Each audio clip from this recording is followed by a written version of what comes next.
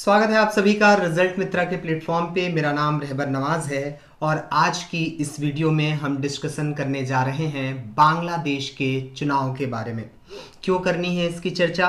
क्योंकि बांग्लादेश हमारा एक प्रमुख पड़ोसी देश है जिसके बनने में 1971 में मुक्ति संग्राम को इंदिरा गांधी नेतृत्व सरकार ने व्यापक समर्थन दिया था और शेख मुजीबुर रहमान वहां के प्रथम शासनाध्यक्ष बने थे। ऐसे में लगातार बांग्लादेश में जब आम चुनाव होता है तो वहां आने वाली नई सरकार के परिप्रेक्ष्य में भारत के लिए और भारत की विदेश नीति के लिए एक नई समस्या और संभावनाएं खड़ी हो जाती हैं, क्योंकि शेख हसीना जो कि वहाँ की बांग्लादेशी नेशनल पार्टी की अध्यक्ष हैं और प्रधानमंत्री हैं, वो लगातार भारत के साथ बेहतर संबंधों को आगे बढ़ाती रही हैं। वहीं प्रमुख विपक्षी पार्टी जो है वहाँ पे लगातार विपक्ष पार्टी का भारत के प्रति दृष्टिकोण नकारात्मक रहा है। ऐसे में 7 जनवरी को चुनाव होने जा रहा है बांग्लादेश में। इस पर दुनिया की व्यापक नज़र बनी हुई है। तो आइए देखते हैं बांग्लादेश में चुनाव के बारे में। क्यों सभी लोग चाहते हैं कि शेख हसीना फिर से चुन करके आएँ। भारत और चीन दोनों चाहते हैं कि शेख हसीना फिर से प्रधानमंत्री बने।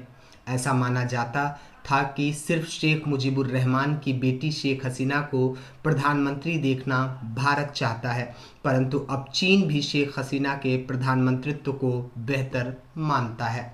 ऐसे में बिटवीन द लाइन की प्रक्रिया क्या है, हमें इसे समझना है।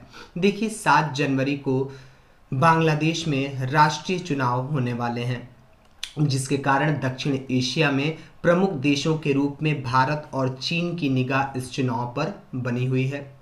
आज़ादी के बाद 52 साल बाद बांग्लादेश आर्थिक और भू राजनीतिक रूप से एक निर्णायक मोड़ पर खड़ा है, क्योंकि इसके बढ़ते आर्थिक महत्व को देखते हुए दुनिया की निगाह बांग्लादेश पर तथा इसके चुनाव पर टिकी हुई है। बांग्लादेश की अर्थव्यवस्था वर्तमान में $400 बिलियन तक पहुंच चुकी है और वर्ष 2022 से इसका विकास दर 7% से ऊंचा रहा है, जो कि अन्य दक्षिण एशियाई देशों से काफ़ी अलग और अधिक है। इसी कारण दुनिया की प्रमुख शक्तियों को बांग्लादेश में अपनी आर्थिक समृद्धि और स्थिरता जो बनाई हुई है, बांग्लादेश ने एक व्यापक दृष्टिकोण जो बनाया हुआ है डेवलपमेंट को लेकर के, ऐसे में जो प्रमुख निवेशक हैं और प्रमुख पश्चिमी देश हैं, उनकी भी नज़र बांग्लादेश पर बनी हुई है। भारत और चीन की बात करें तो दोनों का चुनाव प्रक्रिया के नतीजे और विश्वसनीयता पर एक नज़र बनी हुई है। न केवल बांग्लादेश के साथ इनके मजबूत आर्थिक संबंधों के कारण, बल्कि इस क्षेत्र में उनकी व्यापक आपसी प्रतिद्वंद्विता के मध्य भी यह ढाका में होने वाला चुनाव महत्वपूर्ण हो जाता है। क्यों महत्वपूर्ण हो जाता है? क्योंकि शेख हसीना के नेतृत्व में बांग्लादेश की विदेश नीति की ही बड़ी खूबी रही है कि उसने चीन और भारत, जो कि एक दूसरे के प्रतिद्वंदी माने जाते हैं, उन दोनों से ही अपने संबंधों को बेहतर बनाए रखा है। 1971 में जहां बांग्लादेश बनने को लेकर भारत में इंदिरा गांधी के नेतृत्व वाली सरकार ने मुक्ति संग्राम में शेख मुजीबुर रहमान का समर्थन किया, तो वहीं चीन ने पाकिस्तान का समर्थन किया था। लेकिन इसके बरक्स अभी वर्तमान में स्थिति यह है कि दोनों ही देश चाहते हैं कि शेख हसीना फिर से सरकार बनाए।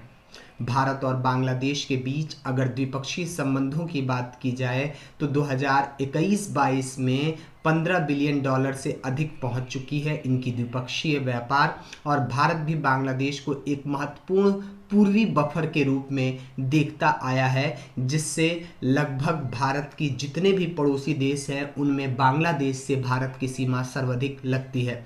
ऐसे में चाहे असम समझौता हो 1985 का, या फिर त्रिपुरा और मिजोरम में रोहिंग्या संकट हो, जिसको लेकर के बांग्लादेश के साथ लगातार भारत बातचीत करता रहा है, फिर कालादान प्रोजेक्ट हो, या फिर चिटगांव बंदरगाह को लेकर के भारत की प्रतिबद्धता और चिटगांव बंदरगाह पर चीन का बढ़ता निवेश एक प्रमुख मुद्दा रहा है। दूसरी ओर 2022 में चीन के साथ भी बांग्लादेश का द्विपक्षीय व्यापार $25 बिलियन से अधिक पहुंच गया है, जो कि लगभग दोगुना है भारत से। ठीक है, साथ ही चीन जो है विभिन्न परियोजनाओं के माध्यम से वहाँ पे अपना परिदृश्य बढ़ा रहा है, अपनी निवेश बढ़ा रहा है। One belt one road initiative के माध्यम से चीन बांग्लादेश में व्यापक निवेश कर रहा है। चीन अब तक लगभग 10 अरब डॉलर से भी अधिक की राशि बांग्लादेश में निवेश कर चुका है बुनियादी ढांचों में, ठीक है, इंफ्रास्ट्रक्चर्स में। इसके साथ ही वह बांग्लादेश में चटगांव बंदरगाह का विकास कर रहा है।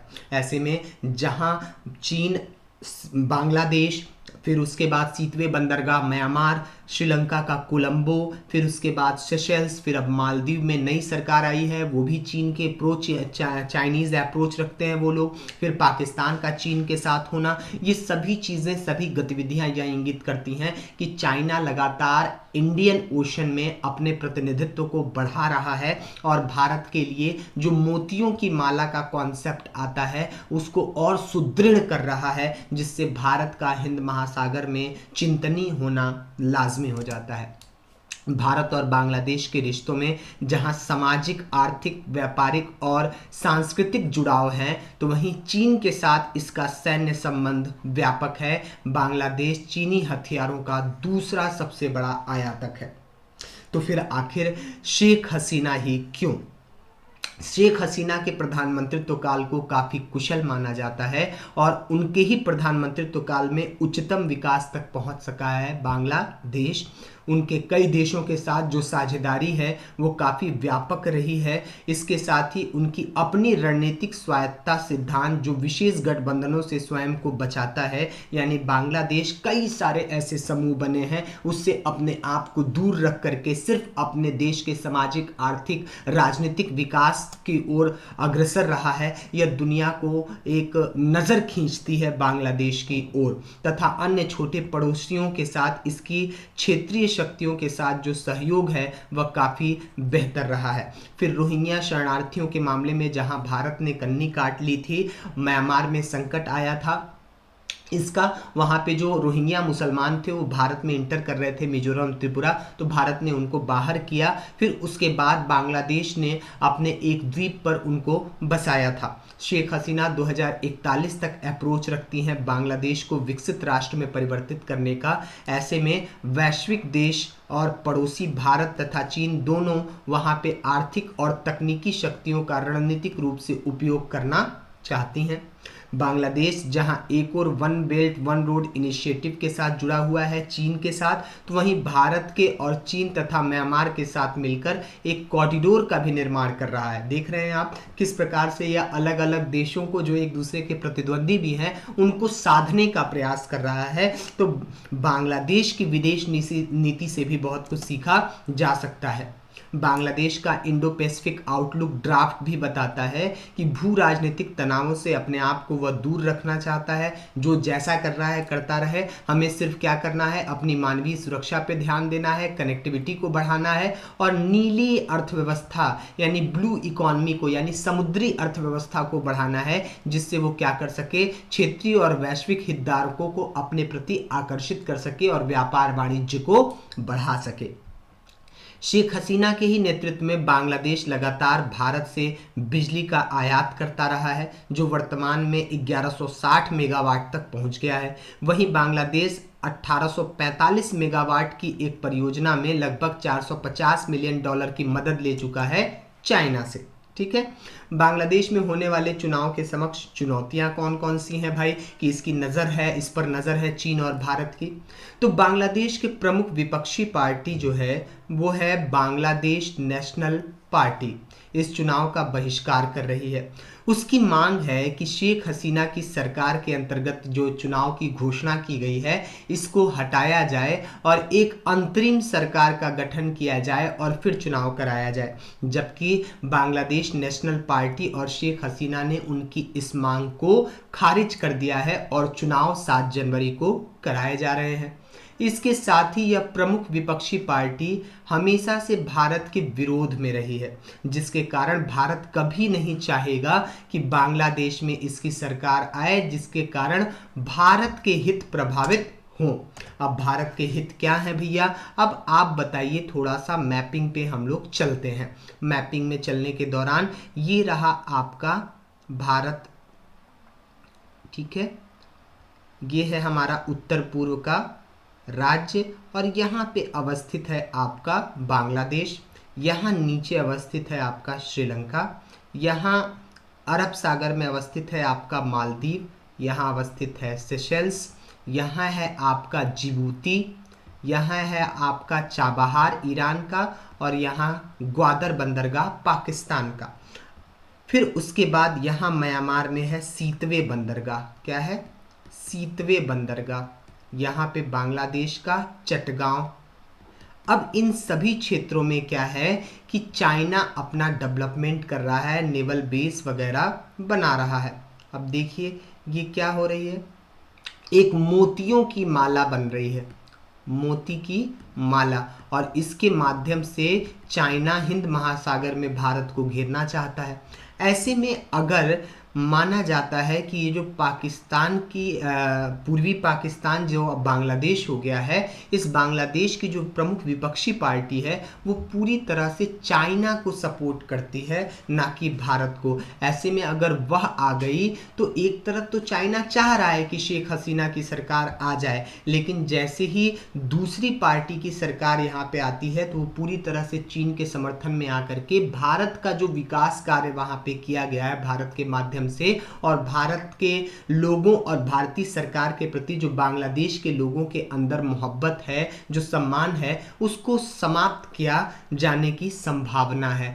ऐसे में आवश्यकता इस बात की है कि भारत न सिर्फ इस चुनाव पर नजर बनाए रखे, बल्कि किसी भी प्रकार का अगर फैसला होता है, प्रमुख विपक्षी दल भी अगर आ जाती है सरकार में, तो लगातार उसके साथ अपने संबंधों को बनाए रखे, बातचीत करते रहे। और जबकि बांग्लादेश को भी यह समझना चाहिए कि वह तीन तरफ से पूरी तरह से भारत से घिरा हुआ है और सिर्फ समुद्री मार्ग के माध्यम से वो अन्य राष्ट्रों से जुड़ा हुआ है, जिसमें जस्ट नीचे अंडमान निकोबार द्वीप समूह और अंडमान सागर पड़ता है, जिस पे भारत का एक अधिकार है। और यहीं से आगे बढ़ते हुए मलक्का जल संधि के माध्यम से बांग्लादेश इंडोनेशिया, मलेशिया, फिलीपींस और ताइवान और चाइना के साथ व्यापार करता है। तो ऐसे में नहीं भूलना चाहिए बांग्लादेश को कि 1971 में बांग्लादेश बनाने में भारत की अहम भूमिका रही है। कहीं ना कहीं यह अवधारणा प्रत्येक पार्टियों के दिलों में रहती है और वह भारत के प्रति सम्मान को कभी खो नहीं पाएंगे। तो आज के इस वीडियो में इतना ही। उम्मीद है आपको बांग्लादेश के चुनाव का भारत पर क्या प्रभाव पड़ सकता है इसको आप समझ चुके होंगे। मिलते हैं अगले वीडियो में, तब तक कमेंट बॉक्स में बताना ना भूलिए कैसी लगी आपको आज की यह जानकारी। जय हिंद।